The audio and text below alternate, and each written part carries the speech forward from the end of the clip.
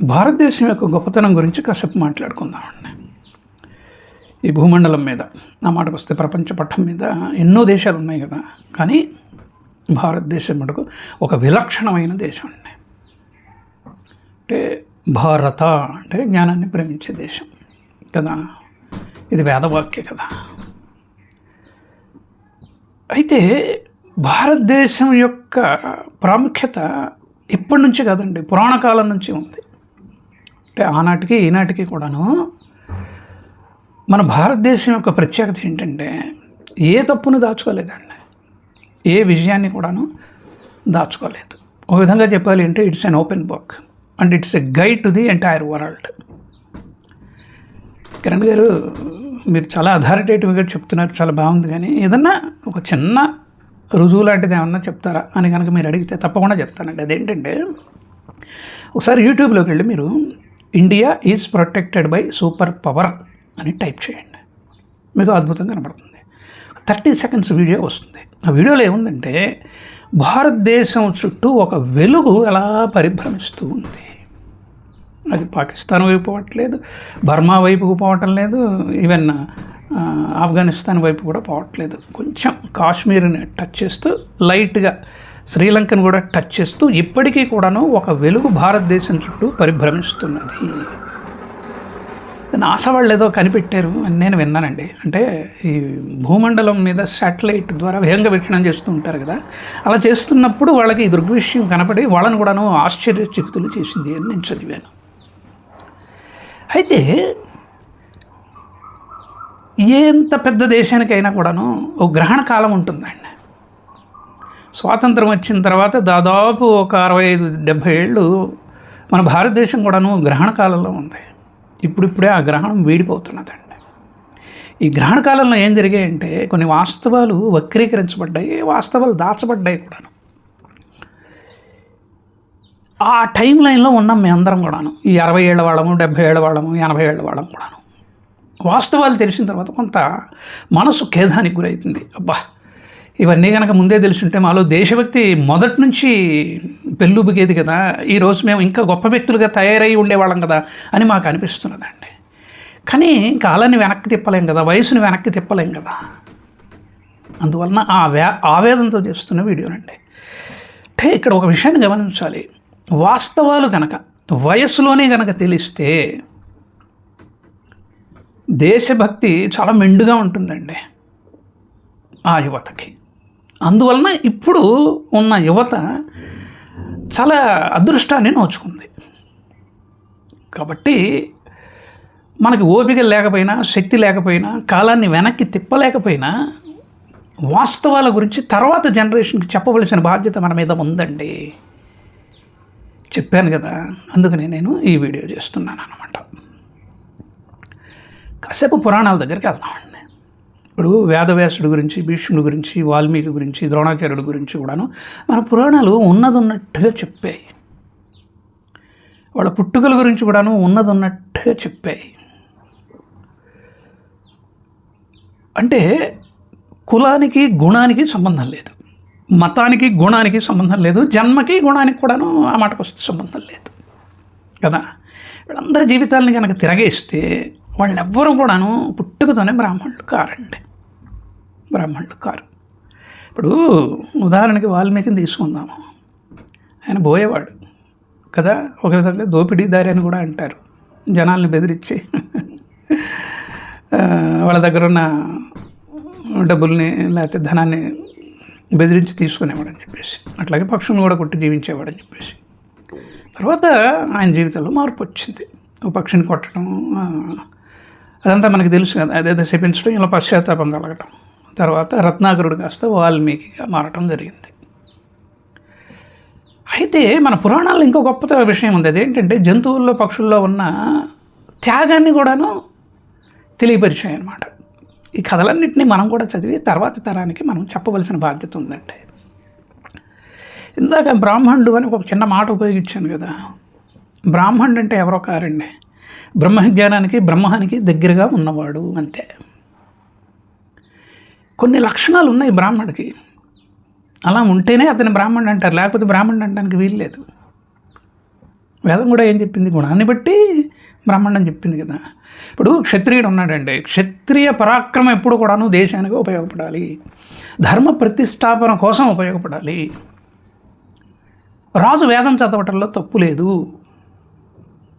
ఆయుధం కూడాను పట్టడంలో తప్పు లేదు, పట్టాలి కూడా. కానీ వేదం ఎలా చదవాలి, ఎలా అర్థం చేసుకోవాలి, ఆయుధాన్ని ఎలా పట్టాలి, దాన్ని ఎలా ఉపయోగించాలి దేశానికి అన్నది మళ్ళకు చెప్పవలసింది మళ్ళీ బ్రాహ్మడే కదా.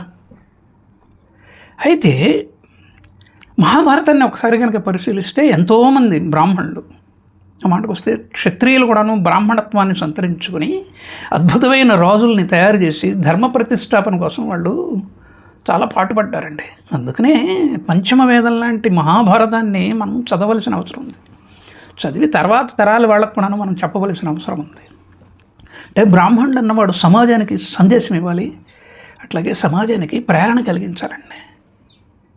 ఎంతకంటే ముఖ్యమైన విధి ఒకటి ఉంది, ఒక ధర్మం ఉంది, అదే బాధ్యత అంటారు దాన్ని కూడా. అదేంటంటే శిష్యులు తయారు చేయాలి. ఆ శిష్యులు తయారు చేయడంలో కూడాను కుల మత వర్గరహితంగా తయారు చేయాలి. అంతేనండి. ఈ వేద విజ్ఞానం అనేది విశ్వ విజ్ఞానం అని, దాన్ని మనము తర్వాతి తరాలకు అందించాలి. ఆ మాటకు వస్తే ప్రపంచానికి అందించాలి. నేను ఇందాక చెప్పినట్టుగా అనేక దేశాలు భారత వాంగ్మయాన్ని చదువుతున్నాయండి. ఇప్పుడు ఉదాహరణకి బ్రాహ్మణుడు జీవహింస చేస్తే తప్పు, జీవహింస చేయడం వల్ల అతనిలో బ్రాహ్మణత్వం పోతుంది అని. అయితే బోయవాడు మరి జీవహింస చేస్తే తప్పు కాదు, ఎందుకంటే అది అతని వృత్తి. కానీ ఆ బోయవాడిని కూడాను బ్రాహ్మణుడిగా చేసే శక్తి మళ్ళీ బ్రాహ్మణుడికే ఉందండి, బ్రాహ్మణుడికే ఉంది. మీతో మాట్లాడుతూ ఉంటే ఒక మంచి కథ ఒకటి గుర్తుకొస్తున్నదండి. ఈ కథని మీరు ఆలకించడమే కాదు, చిన్నపిల్లలకి చెప్పాలి. ఆ కథ ఏంటంటే, అడవిలో జోరున వర్షం కురుస్తున్నది. ఓ బ్రాహ్మడు వణికిపోతున్నాడు, ఓ పక్క ఆకలి కూడాను దహించి వేస్తున్నది. ఏం చేయాలో అర్థం కాని పరిస్థితి. సరిగ్గా ఆ సమయంలో చెట్టు మీద 2 పక్షులు ఉన్నాయండి, భార్యాభర్తలు. ఈ బ్రాహ్మణుడి పరిస్థితి చూసి మాట్లాడుకున్నాయి. వర్షం జోరున కురుస్తున్నది నిజమే, కానీ మన కళ్ళెదుటిగా ఒక బ్రాహ్మడు ఇబ్బంది పడుతున్నాడు, చలికి వణికిపోతున్నాడు, ఆకలితో అలమటిస్తున్నాడు. మనం ఏదో ఒకటి చేయకపోతే ఎలాగా అని నిర్ణయించుకొని ఆ వర్షంలో రెక్కలు తడుస్తున్నా ఇన్ని చితుకులు తీసుకొచ్చి మంటం చేస్తాయండి. ఆ మంట ముందు కూర్చొని బ్రాహ్మణుడు చలి కాచుకుంటాడు. అప్పుడు శరీరంలో జవసత్వాలు మళ్ళీ బయటకు వస్తాయి, శరీరం వేడెక్కుతుంది. అప్పుడు అతనికి ఆకలి గుర్తుకొస్తుందండి, ఆకలి గుర్తుకొస్తుంది. ఇప్పుడు ఆ పక్షులతో అంటాడు, నాకు ఇంత సహాయం చేశారు కదా, ఆకలి కూడాను నాకు వేస్తున్నది, మీరేమన్నా నాకు సహాయం చేయగలరా అని. ఎప్పుడైతే బ్రాహ్మడు ఇలాగ అన్నాడో ఆ 2 పక్షులు మాట్లాడుకుంటాయి. అప్పుడు ఆడపక్షి అంటుంది, అతను బ్రాహ్మణుడు, అతను కష్టంలో ఉన్నప్పుడు సహాయం చేయవలసిన బాధ్యత ధర్మం మన మీద ఉంది.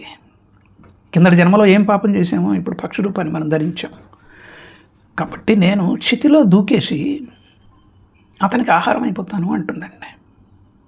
అంటే మగపక్షి ఆశ్చర్యపోతుంది. ఆశ్చర్యపోయి, నీకు ఎందుకు వచ్చిందో ఈ ఆలోచన నాకు తెలియదు, కానీ అద్భుతమైన ఆలోచన, ఇంత త్యాగానికి ఒడిగడతామని నేను కూడా ఊహించలేకపోయాను. నిన్ను ఆపే శక్తి నాకు లేదు, అడ్డుకునే శక్తి నాకు లేదు. నువ్వు చేస్తున్నది తప్పు అని నేను చెప్పలేకపోతున్నాను, ఎందుకంటే అందులో అద్భుతమైన త్యాగం ఉంది. నీ విజ్ఞతకే వదిలివేస్తున్నాను అంటే అప్పుడు ఆడపక్షి మంటలు దూకి చనిపోతుందండి. ఒక్కసారిగా మగపక్షి కూడాను రియలైజ్ అయిపోయి వెంటనే అది కూడాను మంటలో దూకిపోతుంది, చనిపోతాయి. ఆ పక్షుల్ని తినే ఆకలిని చల్లార్చుకుంటాడండి ఆ బ్రాహ్మడు.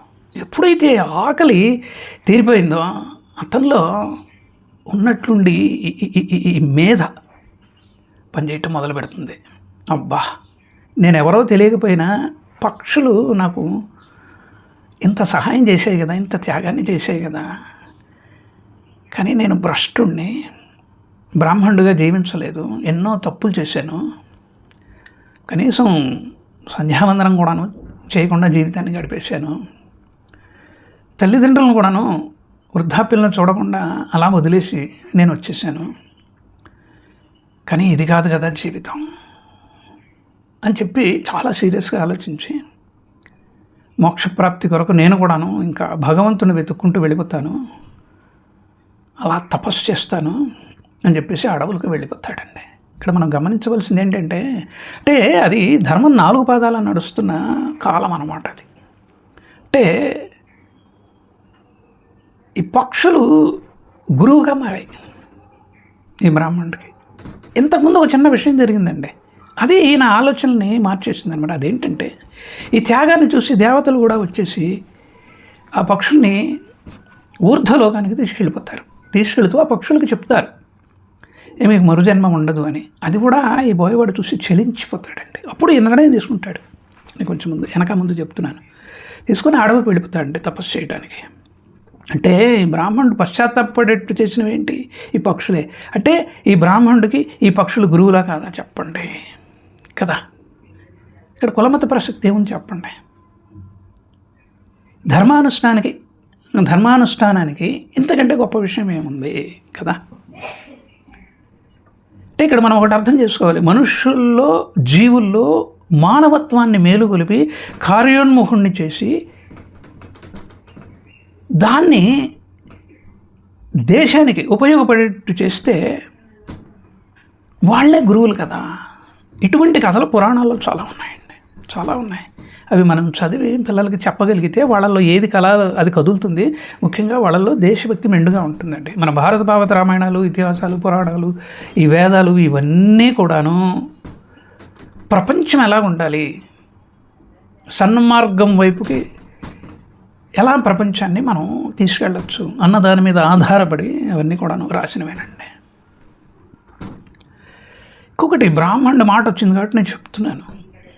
బ్రాహ్మణుడికి ఉండవలసిన ఒక బేసిక్ క్వాలిటీ ఏంటంటే పాపిని చూసి, భ్రష్టుని చూసి, మూర్ఖుని చూసి కూడాను జాలిపడే గుణం ఉండాలండి. ఆ గుణం కనుక ఉంటే అతనిలో బ్రాహ్మణత్వం ఉన్నట్టే. ఇప్పుడు ఉదాహరణకి కొడుకు దొంగ కావాలని అనుకుంటాడా? అనుకోడు కదండి. అసలు తండ్రి అనుకుంటాడా నాలాగే నా కొడుకు కావాలని చెప్పేసి. కాబట్టి అతను జ్ఞాని కూడా ఈ అవకాశం ఉంది. ఆ అవకాశాన్ని బ్రాహ్మణుడిగా మనం కలిగించాలి. కాబట్టి ఒక విధంగా ఇప్పుడు మనం అద్భుతమైన టైం లైన్లో ఉన్నాం. ఇప్పుడు పాలకులు కూడాను అద్భుతమైన పాలకులు వచ్చారు కదా. దేశం గురించి వ్యతిరేకించేవాళ్ళు, దేశం మీద ఇంత విషం చిమ్మేవాళ్ళు యొక్క నోళ్ళు ఇప్పుడు మూతపడిపోతున్నాయి కదా. పహల్గాం మీద దాడి జరిగినప్పుడు మరి చూడండి, మన దేశం ఏ విధంగా దేశభక్తిని చాటుకుంది, శత్రువులను ఎలా ఎదిరించింది కదా. ఇది ఒక చిన్న విషయమేనండి. ఇంతకంటే అద్భుతమైన విషయాలు గతంలో చాలా జరిగాయి. చాలా తప్పులు కూడా జరిగాయి. చరిత్రని వక్రీకరించారు, వాస్తవాలు బయటకు వస్తున్నాయి. వీటిని అధ్యయనం చేసి తర్వాతి తరాల వాళ్ళకి ఈ 60 ఏళ్ల వాళ్ళు, 70 ఏళ్ల వాళ్ళు, 80 ఏళ్ల వాళ్ళు అందిస్తే ఇంతకు మించిన కృతజ్ఞత లేదండి మన జీవితానికి, భగవంతుడికి కూడాను. ఈ నేపథ్యంలో భాగంగానే నేను ఈ వీడియో చేస్తున్నానండి. ఇంతకంటే ఏమీ లేదు ఈ వీడియోలో. ఎందుకో ఒక ఆలోచన వచ్చింది, చేయాలని మనసు పదే చెప్పింది కాబట్టి నేను చేస్తున్నానండి. సో ఈ వీడియో కనుక నచ్చితే నా ఛానల్కి సబ్స్క్రైబ్ చేయండి, వీలైనంత ఎక్కువ మందికి షేర్ చేయండి. అలాగే బెల్ ఐకాన్ ఉంటుంది నొక్కండి, లైక్ బటన్ ఉంటుంది నొక్కండి, కామెంట్ బాక్స్లో మంచి మెసేజ్ పెట్టండి. లేదు కిరణ్ గారు మీతో మాట్లాడాలని ఉంది అని కనుక మీకు మనసులో అనిపిస్తే హాయిగా మాట్లాడచ్చండి. నా పేరు మారుతి కిరణ్ పోరూరి. యూట్యూబ్లోకి వెళ్ళి MURUTHI అని టైప్ చేసి స్పేస్ ఇచ్చి KIRA అని కనుక టైప్ చేస్తే PORURI అని చెప్పేసి పోరూరి మా ఇంటి పేరు వస్తుంది. అలా మీరు సబ్స్క్రైబ్ చేయొచ్చు. నా ఛానల్ అన్ని వీడియోలు కూడా చూడవచ్చు. నాతో మాట్లాడాలని ఉంటే చెప్పాను కదా, మాట్లాడవచ్చు. నా ఫోన్ నెంబర్ వచ్చేసి 9491063089. నమస్కారం.